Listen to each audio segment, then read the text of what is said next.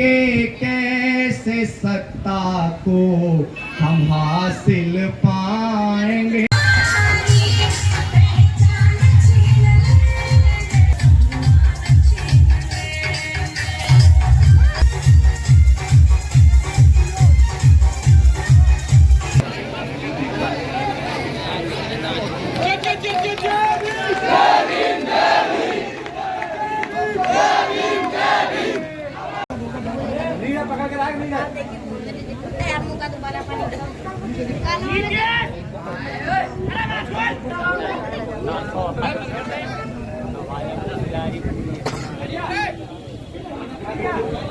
को नमन करते हुए सर्वप्रथम राष्ट्रपिता ज्योतिबा फूले इस देश में शिक्षा की अलग जगाने वाले, पाखंडवाद के धूल विरोधी रहे पेरियार ईवी रामास्वामी नायकर, भारत देश की प्रथम महिला शिक्षिका मां सावित्रीबाई फूले और आरक्षण के जनक छत्रपति साहूजी महाराज, और हमें इस देश में समानता का अधिकार देने वाले नारी के मुक्तिदाता विश्व रत्न भारत रत्न डॉक्टर बाबा साहेब अम्बेडकर, और सामाजिक परिवर्तन के सबसे बड़े अगुआ हमारे रहबर मान्यवर कांशीराम साहब, उनके चरणों में नमन करते हुए अपनी बात को शुरू करूंगा। साथियों, जैसा कि आप सभी को पता है कि बीती 23 जुलाई से हमने बाबा साहेब अम्बेडकर की जन्मस्थली मध्य प्रदेश के महू से एक पैदल मार्च का आगाज किया, और इस बात को कहते हुए किया कि सोचने से नहीं मिलते हैं तमन्नाओं के शहर, कि सोचने से नहीं मिलते हैं तमन्नाओं के शहर, चलना भी पड़ता है साथियों मंजिल को पाने के लिए, चलना भी पड़ता है मंजिल को पाने के लिए। हमें इस बात का एहसास हो गया, तमाम लोग काफी लंबे समय से इस बात को कह रहे थे कि समाज के नेताओं को एकजुट हो जाना चाहिए, समाज के नेताओं को एकजुट हो जाना चाहिए, समाज के नेताओं को एकजुट हो जाना चाहिए, लेकिन जमीन पे उतर के समाज के नेताओं को किसी ने एकजुट करने का प्रयास नहीं किया।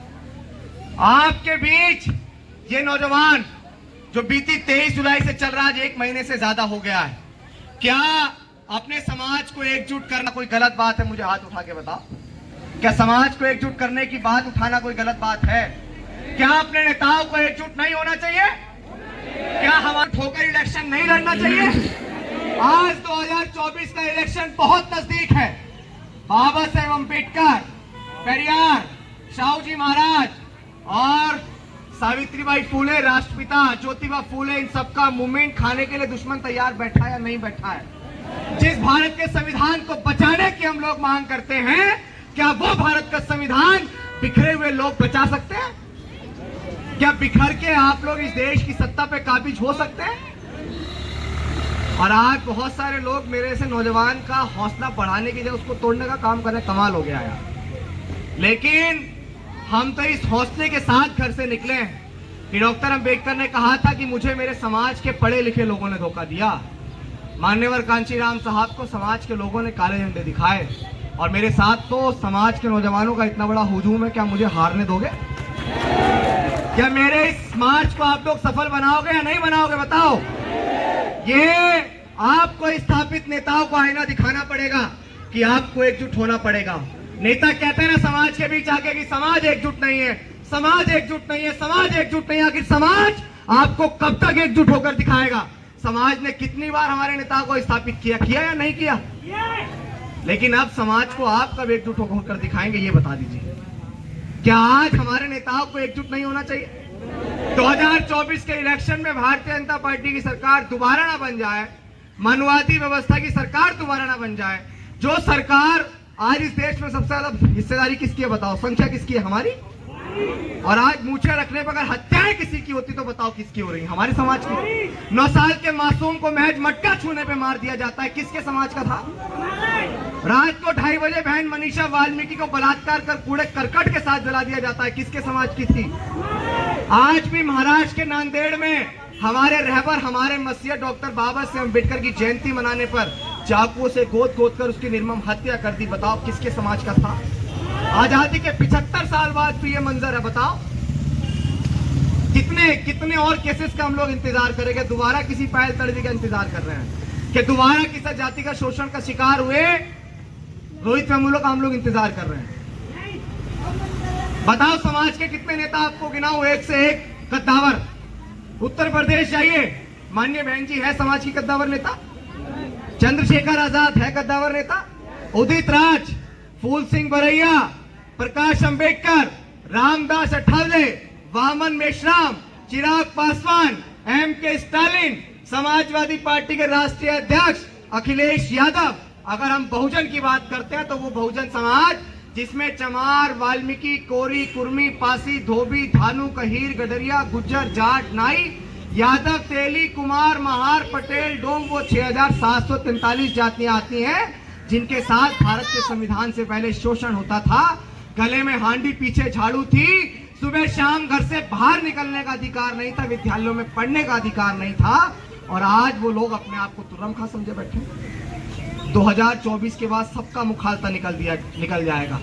मणिपुर के अंदर जो दंगा चल रहा है वो दंगे की हकीकत क्या आप लोगों को पता है? वो दंगा आरक्षण और आरक्षण विरोधियों के बीच की एक लड़ाई है जो एक ट्रायल मणिपुर के अंदर छेड़ा गया है, और 2024 के इलेक्शन के बाद अगर आप लोग कामयाब नहीं हुए तो वो पिक्चर पूरे देश में रिलीज होगी, और जब आप सब लोग पिटेंगे तब एहसास होगा नेताओं को भी, जो लोग हमारा विरोध कर रहे हैं उनको भी एहसास होगा कि यार अगर अभिषेक के उस आंदोलन का सपोर्ट कर देते, उस बहुजन जागो मार्च का समर्थन कर देते तो आज पिटते नहीं। लेकिन पिटने के बाद और मौका हाथ से निकल जाने के बाद अब पछतावा क्या होए जब चिड़िया चुग गई खेत। तो मौका हाथ से निकल जाने के बाद अगर पछताए तो क्या ऐसा पछताने का कोई फायदा है? जब हमें पता है कि बिखर के शासक नहीं बन सकते और एकजुट हो जाएंगे तो हम लोग शासक बन जाएंगे, तो क्या एकजुट नहीं हो रहा है?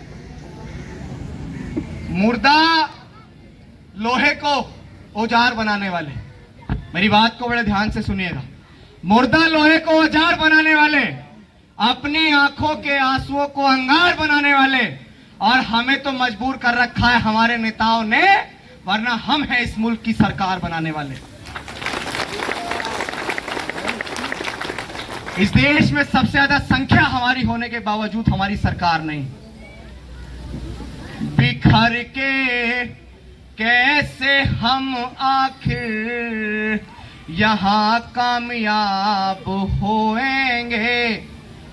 आज बहुत सारे लोग मुझे रोकने का प्रयास कर रहे थे, मैं उनको कह दूं कि हार जाऊंगा मैं, सोचना छोड़ दो, ख्वाब टूटूंगा ये देखना छोड़ दो, हार जाऊंगा मैं, सोचना छोड़ दो, ख्वाब टूटूंगा ये देखना छोड़ दो। इस मिशन के लिए जहाँ भी कुर्बान है, रुक मैं सकता नहीं, रोकना छोड़ दो, रुक मैं सकता नहीं, रोकना छोड़ दो।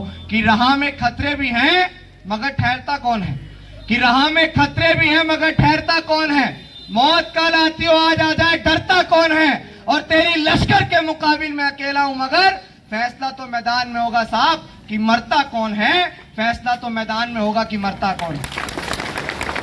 और मैं स्थापित लोगों को यह बताना चाहता हूं कि राह के दरिया का किनारा भी कभी आएगा, कि राह के दरिया का किनारा भी कभी आएगा, और वक्त अगर अभी आपका है तो साहब क्या हुआ, संघर्ष कर रहे हैं ना, वक्त तो कभी हमारा भी आएगा।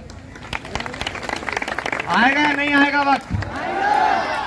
मथुरा की धरती से बताओ कि हमारे नेताओं को एकजुट होना चाहिए या नहीं होना चाहिए? दोनों हाथ उठा के बताओ एकजुट होना चाहिए या नहीं होना चाहिए?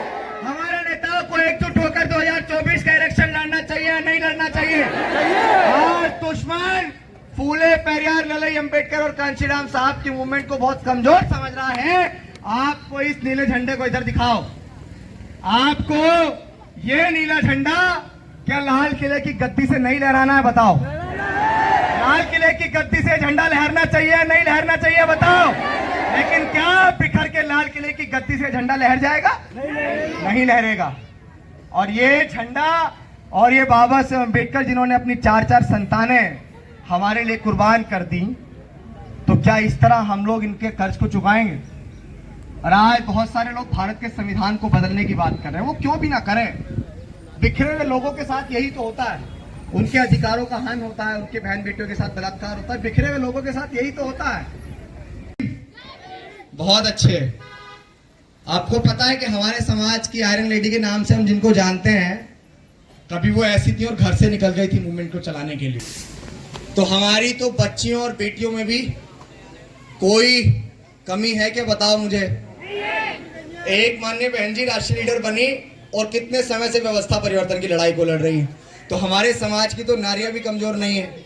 और आज एक घर के आना है तो एक ताही चाहिए साहिब, बिखर कैसे आखिर हम सफल हो जाएंगे साहिब। आना है तो एक ताही चाहिए साहिब, मेरे रहबर ने ये बोला था कि ये सदी हमारी है, बिखर के कैसे सत्ता को हम हासिल पाएंगे। तो हमारे रहबर को गालियां बक रहे तो गालियां मत बकना दोबारा, वरना हम भी कानून भूल गए ना तो जितनी तुम्हारी लंबाई है उससे दुगना जमीन में गाड़ देंगे। बहुत बहुत धन्यवाद, बहुत बहुत धन्यवाद और आभार आप लोगों की, आप लोग आए और मथुरा की पावन धरती पे, क्योंकि बहुत शॉर्ट नोटिस में हमारे प्रोग्राम हो रहे हैं, बहुत सारे लोगों को जानकारियां नहीं मिल रही हैं। लेकिन इसी प्यार के साथ ये कहूँगा, दिल्ली के अंदर बहुत बड़ा आंदोलन आप सबके सहारे पे मैं रखने जा रहा हूँ, और वो आंदोलन महल मेरे अकेले का नहीं है, संघर्ष आप सबके साथ कामयाब होगा। बताओ इस संघर्ष में साथ दोगे नहीं दोगे? बहुत बहुत धन्यवाद, साधुवाद। बहुत अच्छा प्रोग्राम आप लोगों ने रखा। यहाँ के आए लोग कमेटी जिन्होंने प्रोग्राम रखा, नाम किसी का नहीं ले पाऊंगा, लेकिन सभी का बहुत बहुत धन्यवाद और आभार। एक साथ हम लोग एक नारा लगाएंगे, बहुजन नेताओं साथ में, और आप बोलोगे साथ में आओ, साथ में आओ। बहुजन नेताओं साथ में आओ, साथ में आओ।